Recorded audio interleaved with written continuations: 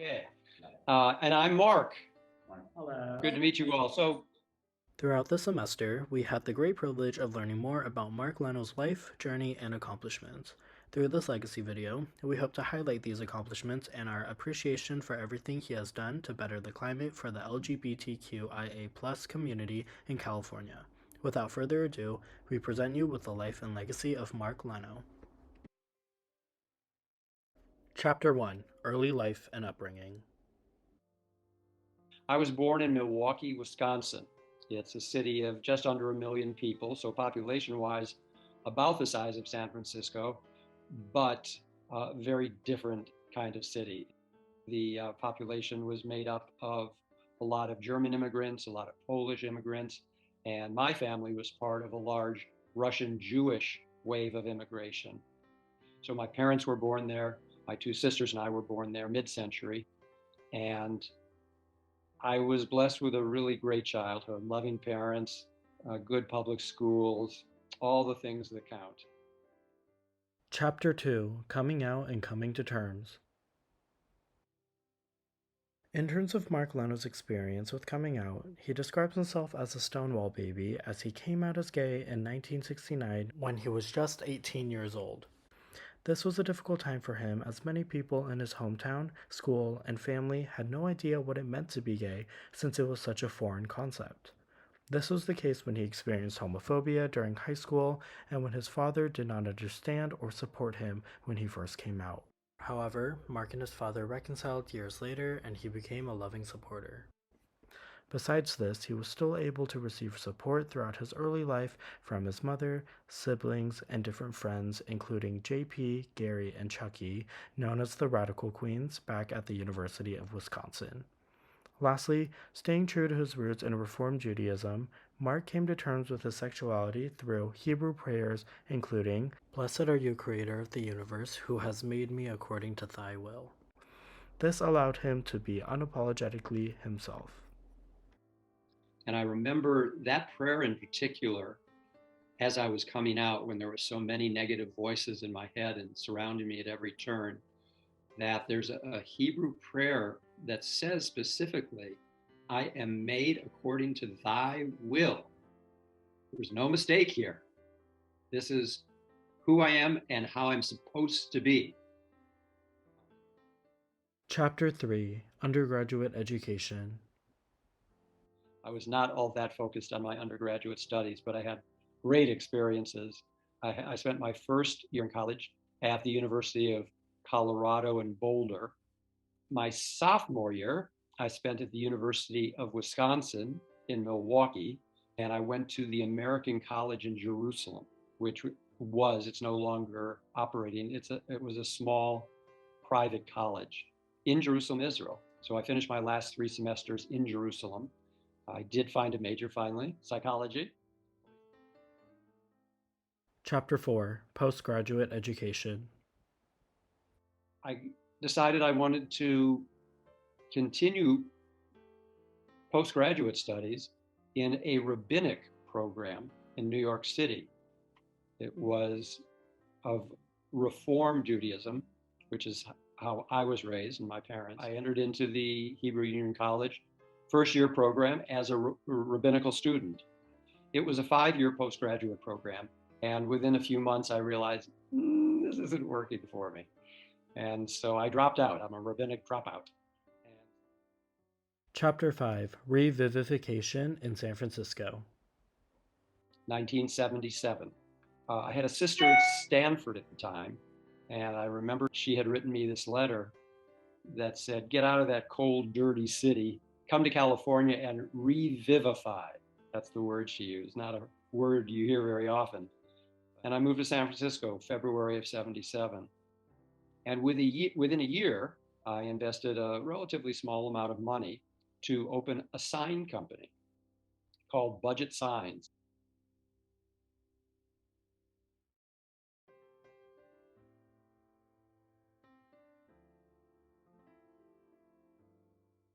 Chapter 6: Douglas Jackson.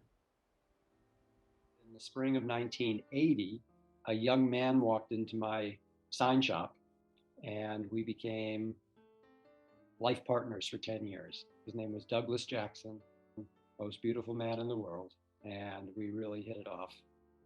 And Doug worked with me in the business from 1985 until he died of AIDS in 1990.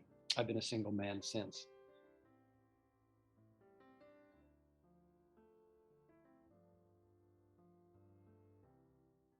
Chapter 7: Ambivalence Turned to Ambition.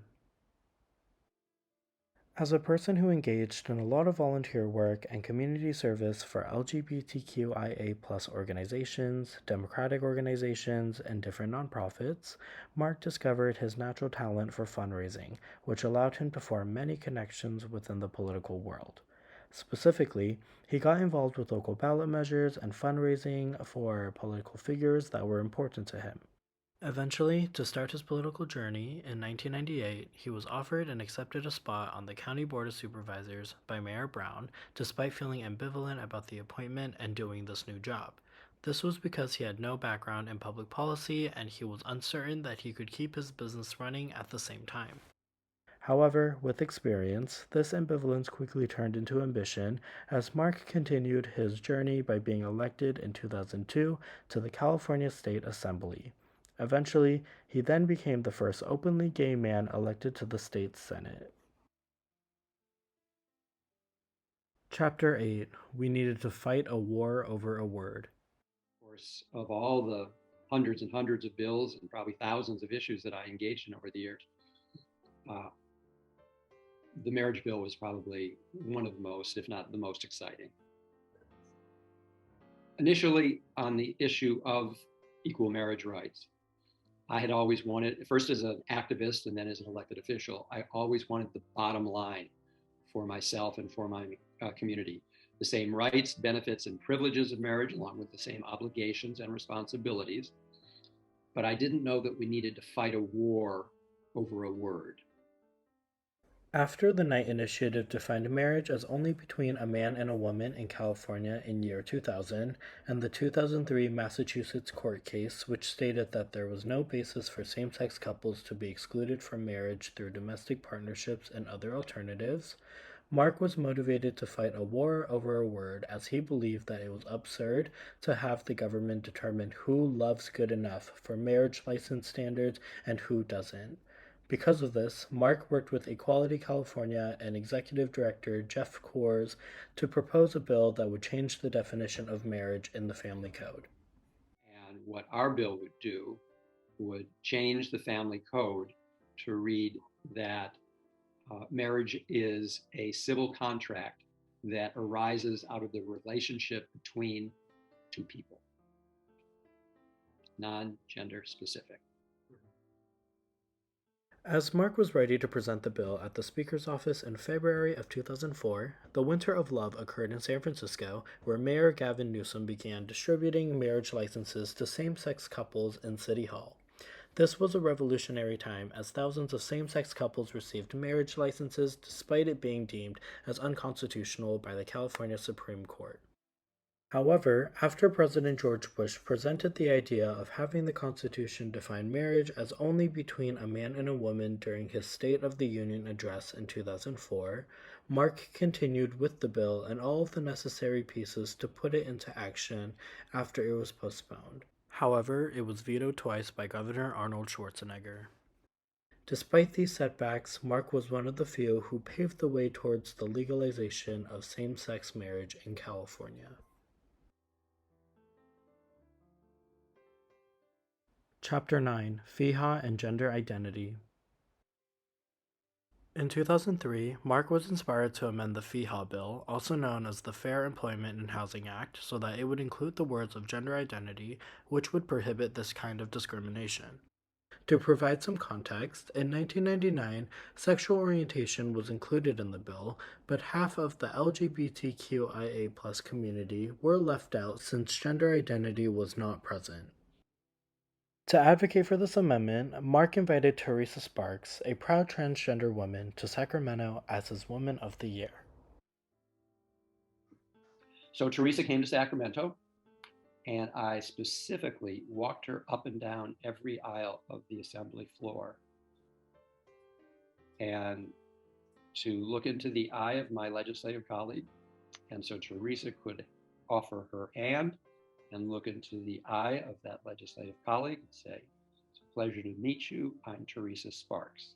I'm Assemblyman Leno's Woman of the Year. And it was certainly an honor worthy of Teresa, but also I imagined it could have benefit for the passage of our bill adding gender identity to the Fair Employment and Housing Act.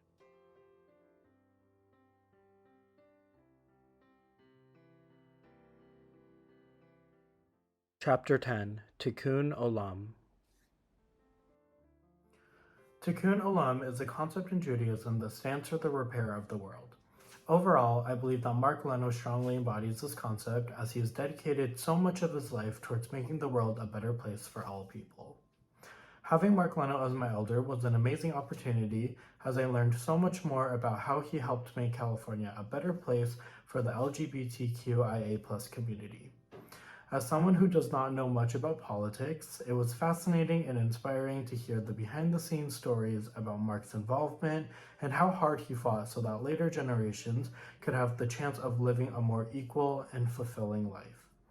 Despite all of the challenges that Mark has gone through throughout his entire life, I am glad to have gotten to know him as a politician, entrepreneur, and gay role model.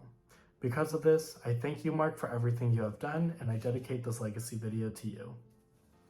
How's it going, Mark? I just wanted to say that it has been an honor to speak with you, learn about your history and your experiences in life.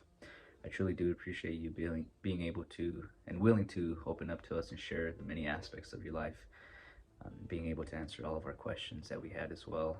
I personally have learned a great deal from you. This experience has been really wonderful for me. Thank you so much, Mark. Thank you, Mark, for being my elder. This opportunity has been extremely helpful in further understanding topics relating to LGBTQIA+ history. I am consistently impressed by your positive attitude, dedication, compassion, and wisdom. Thank you for everything you've done for the community and for me personally. You're an amazing role model.